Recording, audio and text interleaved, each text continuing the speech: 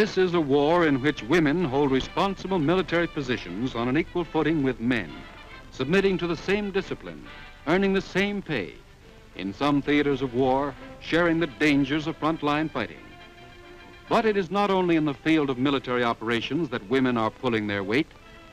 They are working on the assembly lines, in munitions factories, helping to produce the enormous bulk of material that we and our allies must have to fight the war. In the sprawling aircraft factories on the West Coast, teams of women flush the rivets that hold together the aluminum skin on the wing of a B-24. This is like punching holes in a tin of scouring powder. Instead of cutting out dresses, this woman stamps out the patterns of airplane parts. Hot plexiglass is lifted out of the processing vats and molded into shatterproof windows for fighter planes and bombers.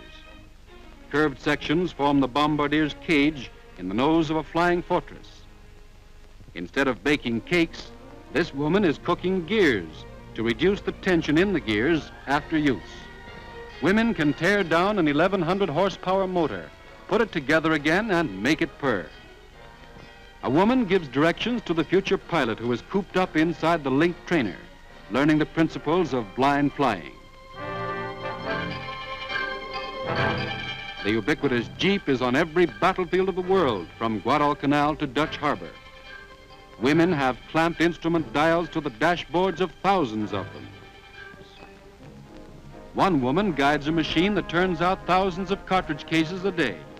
In peacetime, these would be lipstick cases. Women who used to make their own clothes are now stitching silk and nylon parachutes. Every seam is the most important one and must pass a rigid examination before it is accepted. If a parachute is not satisfactory, there isn't a chance for the soldier to exchange it for a new one.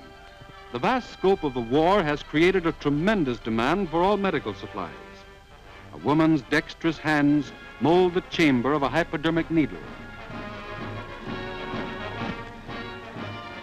In hundreds of United States shipyards, husky women do the same jobs as men, tough, rugged work that they toss off like veterans.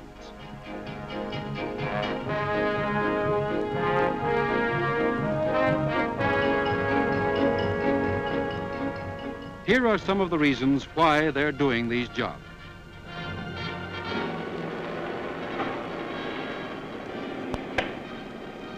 I have two sons in the Army. Now, I'm in the Army, too, in a way. I wanted to bring my dad home sooner. He's in Greenland. Because my husband's in the Navy, and I want to do a job that means more than working in a department store.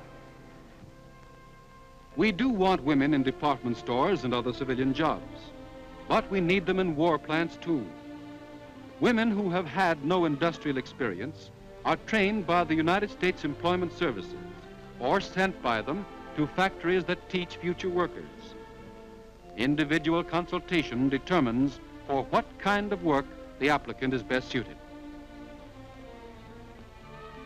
Would you like to work in a factory? I don't know anything about machines. Can you drive a car? Ride a bicycle? Can you replace a burnt-out fuse? Oh, yes, I can do that. Then you can be trained for a job, and the training won't cost you a cent.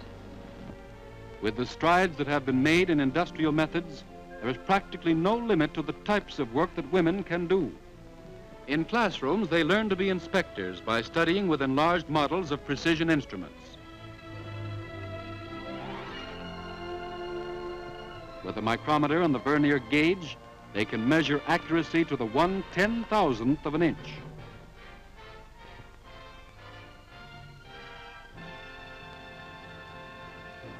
Experience has proved that women are especially well adapted to the drawing of blueprints.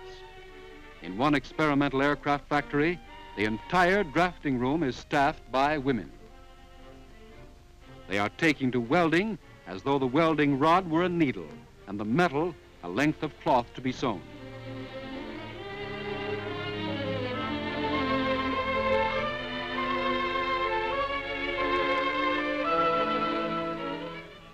After a short apprenticeship, a woman can operate this drill press as easily as a juice extractor in her own kitchen. And a lathe will hold no more terrors for her than an electric washing machine.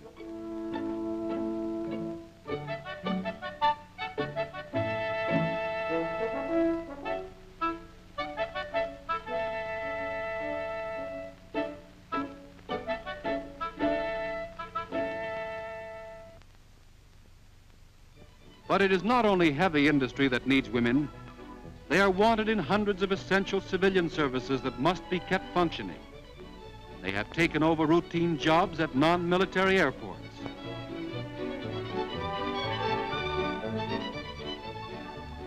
Railroads are carrying an unprecedented load of troops, war materials, and civilian traffic. Women help to keep the irreplaceable rolling stock in good running order. They are collecting fares and driving buses.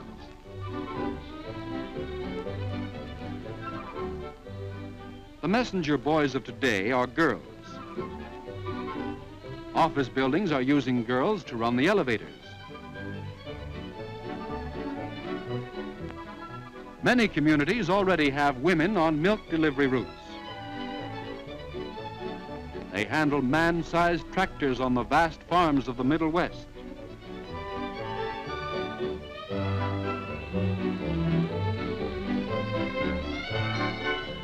And more than man-sized mule teams.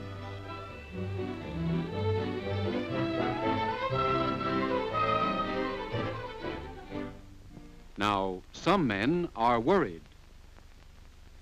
My wife works, people think I can't support her. Oh, I don't mind my wife working, but who's going to run my home? It's okay now, but what about after the war? The women will have all the jobs. Some men asked these questions during the last war. This is what happened then. Women wanted to take an active part in the war as they do today. Nurses saw duty overseas at base hospitals. With the drawing off of so many men to the front came an inevitable labor shortage. The old prejudice against women in heavy industry was broken by the demand for more manpower. And women found work not only in nursing, but in factories, railroad yards, and on the farms. Yoemanettes were the vanguard of our waves. This old newsreel shows them being reviewed by the Secretary of the Navy, Josephus Daniels, and the Assistant Secretary, Franklin Delano Roosevelt. Those were the true glamour girls of the last war, remembered with affection and appreciation for the work they performed when the world then as now was in peril. Women are needed again.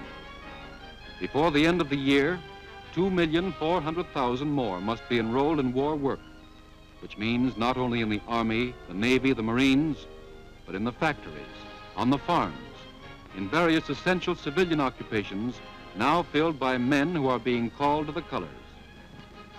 Every woman who can possibly help is wanted. Their country is calling them.